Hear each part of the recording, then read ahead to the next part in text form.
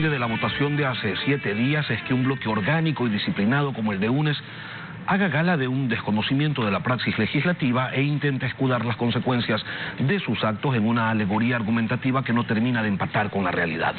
Al menos los protagonistas de esa acción que entre la militancia se reconoce como fallo no logran construir una respuesta que se compadezca con lo que de la boca para afuera han dicho que es su postura.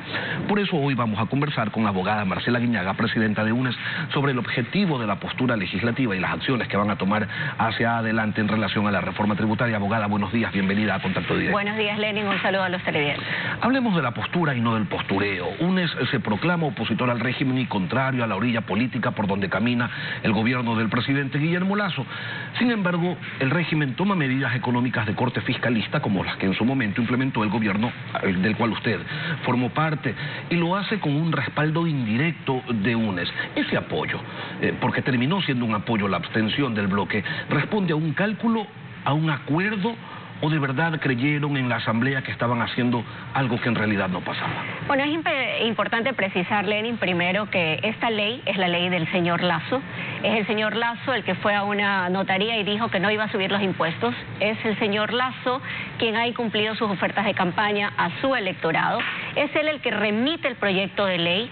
Y finalmente es él, con una triquiñuela por parte de una certificación del secretario de la Asamblea en complicidad con la señora Yori, con quien decidió gobernar, recuerde usted, cuando le dieron la mayoría para elegirla como presidenta, es quienes certifican que el proyecto pasó por el Ministerio de la Ley.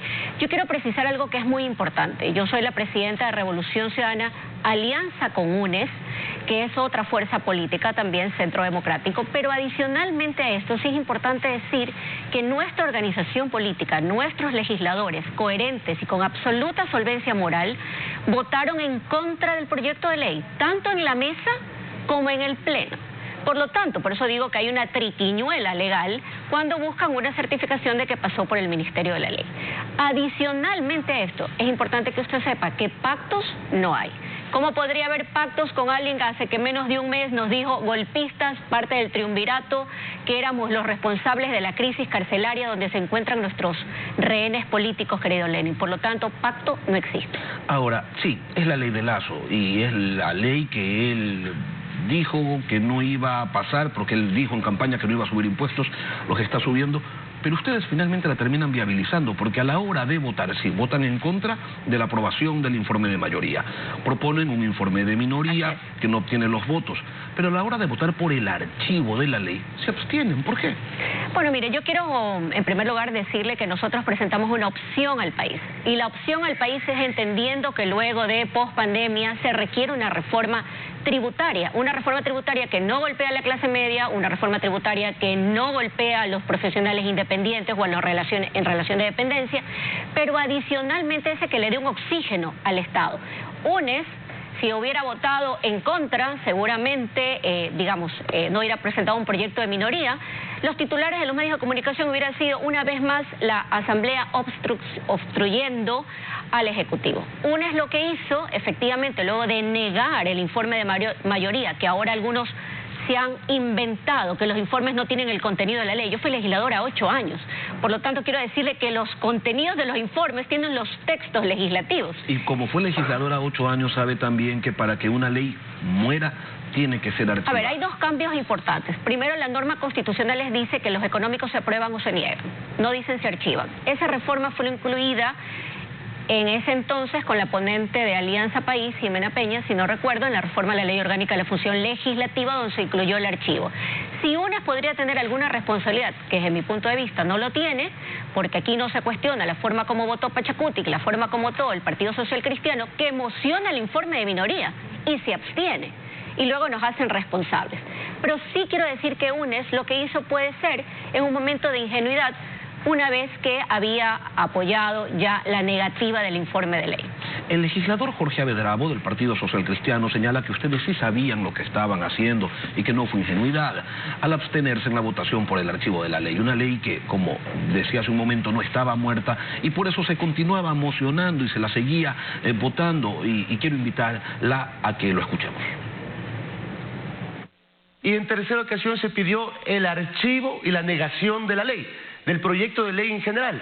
Entonces, en ese momento, claro, hubo el apoyo de la bancada del Partido Social Cristiano y Aliados, y el que definió en ese momento, la responsabilidad en ese momento fue de la bancada de gobierno, que es el BAN, y la bancada de UNES en ese momento. Ellos definieron con una abstención que entre por el Ministerio de la Ley, que se meta la mano al bolsillo a la clase media y a la clase pobre del país. Ese pacto hay que ver. Ellos sabían lo que hacían. Aquí hay que decir las cosas como son y hay que decirlos de frente. Ellos sabían lo que hacían. Cuidado, se caiga en el tema de separación de poderes. Cuidado, vayamos con el tema de justicia. Cuidado, vayamos a caer en temas que se meta la mano a la justicia, porque eso realmente sería grave para la institucionalidad del país. Abogada, ¿cuáles eran las diferencias? Porque usted hace un momento lo dijo y es correcto, que ustedes presentaron una alternativa. ¿Y cuáles eran las diferencias entre el proyecto del gobierno y las modificaciones que ustedes propusieron en este informe de minoría? Porque también estaban planteando un incremento de impuestos.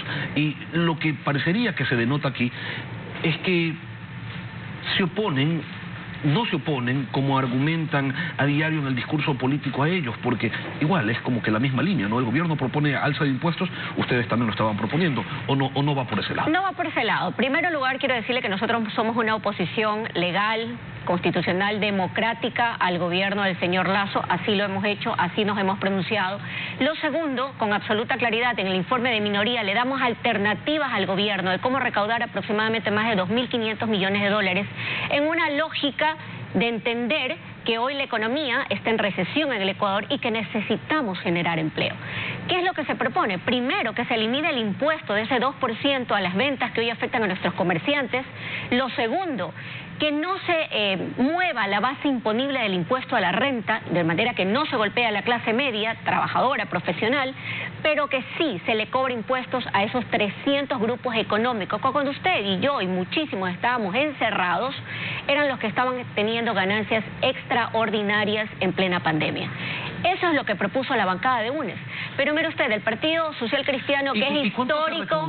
¿Y cuánto se recaudaba con esta propuesta que ustedes... Más o menos 2.500 millones de dólares, y sé que luchaba más de lo que proponía el gobierno, pero adicionalmente a eso también lo que dábamos opción con claridad de que se luche contra la evasión y la elusión tributaria. Y me iba a decir algo sobre el Partido Social Cristiano. Sí, iba a completar la idea. El Partido Social Cristiano, que es el gran bailarín del juego democrático, hoy pretende hacernos responsable de que la ley pasó por el ministerio, es decir, una vez que hay una certificación, insisto, de complicidad.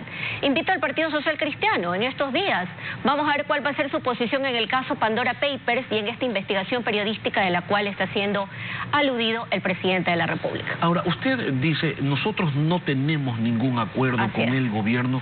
Pero en mayo sí lo tenían, cuando se iban a designar las autoridades legislativas. Y lo tenían con el gobierno, al cual hoy se oponen, y con los bailarines de la política, como usted los califica. Bueno, mire, en mayo nosotros tratamos de darle... Es el arte de lo imposible, ¿no? Mire, nosotros en mayo tratamos de darle la posibilidad de gobernabilidad al gobierno nacional, porque recuerde usted que lo que hoy tenemos en la Asamblea es el resultado de la reforma al Código de la Democracia, que lo hicieron con dedicatoria a la cabeza del señor Verde Soto. Pero más allá de eso, lo que sí tratamos de darles una suerte de gobernabilidad en su momento. Era un acuerdo puntual para la elección de las autoridades de la Asamblea Nacional. Posteriormente a eso, usted vio que el gobierno nacional decidió, por la coyuntura, por la presión mediática, por la cultura de odio, gobernar con Pachacuti. Háganse cargo ahora mismo el gobierno nacional. ¿No se puede retomar ese acuerdo, le pregunto?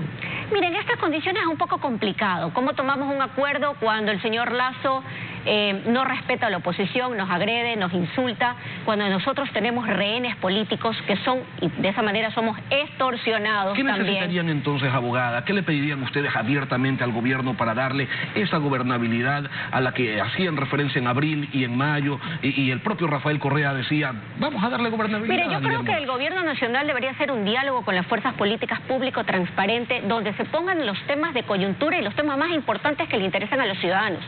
Temas relacionados a la inseguridad, cómo se lucha contra ella, cómo generamos empleo, cómo hoy nuestros emprendedores pueden acceder a créditos, esos créditos que ofreció, que dijo que a partir del 1 de diciembre ya estaban en vigencia, a 30 años plazos, al 1%, es otra de las promesas incumplidas. ¿Estarían dispuestos ustedes si a alguien tiene que diálogo? Responder por esta ley, estimado Lenin, es el gobierno del señor Lasso. Es él quien le mintió a su electorado, es él quien ahora mismo ha incumplido sus ofertas de campaña. Pero ¿sí estarían ustedes dispuestos a sentarse a ese diálogo que usted propone y que suena bastante lógico, hablar sobre los grandes intereses? Mire, si el señor Lasso baja los insultos y deja de llamar a la oposición golpistas, por supuesto, y en mi calidad de presidenta de Revolución Ciudadana, estaré sentada en la mesa de diálogo por el bien de los ecuatorianos. ¿No es que estarían ustedes, no es que condicionan ustedes cualquier posibilidad de diálogo a una comisión de la verdad, a un salvoconducto para que María de los Ángeles Duarte pueda salir de la embajada argentina, o a la prelibertad de Jorge Glass, por ejemplo? Mire, en el caso del señor Jorge Glass tiene derecho a la prelibertad desde hace más de un año.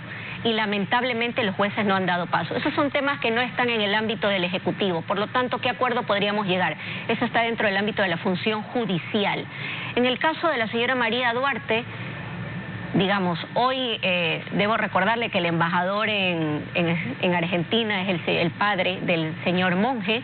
Por lo tanto, esperamos que él lo que tenga es reciprocidad con un gobierno que le ha dado la mano, aceptando al embajador que hoy ha sido nombrado. Yo creo que en ese ámbito es claro que esperamos que la justicia, las medidas cautelares que le han dado a Jorge Glass, porque él es un privado de libertad que está condenado por estar en esas cárceles, en esos centros de tortura, está condenado a muerte prácticamente. Lo que esperamos es que el gobierno sea responsable de la seguridad del ex vicepresidente de la República. ¿Y la Comisión de la Verdad? Mira, el tema de la Comisión de la Verdad creo que le haría bien al Ecuador, porque son comisiones que no revisan fallos, no tienen posibilidad de dejar insubsistentes sentencias, pero sí con claridad, donde la justicia se denote, se investigue que ha sido usado para perseguir a los adversarios políticos. Abogada, Samantha Mora tiene también algunas preguntas para usted. Adelante, Samantha. Marcela, ¿cómo está? Buenos días. Usted tiene experiencia legislativa y sabe que en temas tributarios la iniciativa le corresponde exclusivamente al presidente de la República. Bajo esa premisa constitucional, poco o nada es lo que pueden hacer los asambleístas de UNES. Bueno, mire cómo es el doble discurso, ¿no? En el periodo pasado, el ex legislador Villamar de la bancada de Creo presentó la derogatoria al impuesto verde que se cobraba por los temas de contaminación de los vehículos. Ese mismo legislador de la bancada de Creo justificó que había pasado por el Ministerio de Ley siendo un tema tributario y fue aprobado por la Asamblea Nacional, por supuesto, en ese contexto. Hoy se trata de alegar que no se puede. Desde mi punto de vista constitucional es posible que hoy las diferentes fuerzas políticas, inclusive la bancada de UNES, puedan presentar un proyecto de derogatoria a la ley que ha entrado, insisto, lamentablemente por una certificación espuria, ha entrado en vigencia con complicidad de Pachacútec a la cabeza de la señora Llori. Incluso desde la militancia de UNES se criticó la postura legislativa del último viernes y aunque la ley fue propuesta por el gobierno, resulta que su abstención la terminó viabilizando. Le pregunto, ¿esto lo convierte en corresponsables del incremento de impuestos que tendrá la ciudadanía? No, aquí el responsable es el señor Lasso. La ley es de Lasso, Lasso la promulgó, la sancionó y hoy es ley del país. Por lo tanto, nosotros rechazamos cualquier tipo de responsabilidad. Solo el odio los motivó a ciertas organizaciones políticas para no apoyar el informe de minoría, donde le dábamos una salida también al gobierno nacional para que después no seamos acusados de golpistas, obstruccionistas y de paso miembros de un supuesto triunvirato. Gracias, Marcela. Lenin, tú continúas. Gracias, Ami. Abogada, el tratamiento del informe de la Comisión de Garantías Constitucionales sobre los Pandora Papers quedó para el próximo 7 de diciembre. El bloque de UNES estaba apuntando hacia la destitución del presidente. ¿Se mantienen en esa postura, en ese plan? Bueno, el bloque de UNES puso también entre una de las recomendaciones el hecho mismo de que se aplique el artículo 130 de la Constitución relacionado a la posibilidad de un juicio político contra el primer mandatario.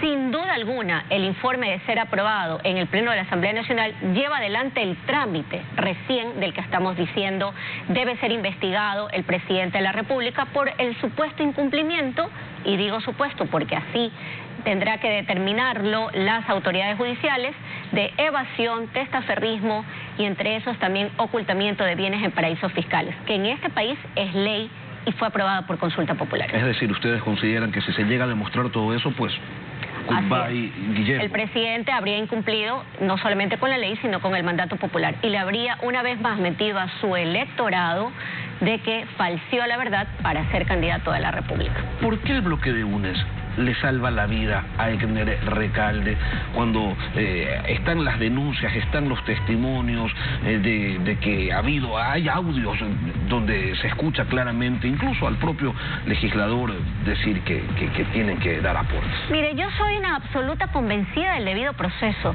y de lo que nosotros tenemos el informe de nuestra legisladora en esa comisión, la legisladora González.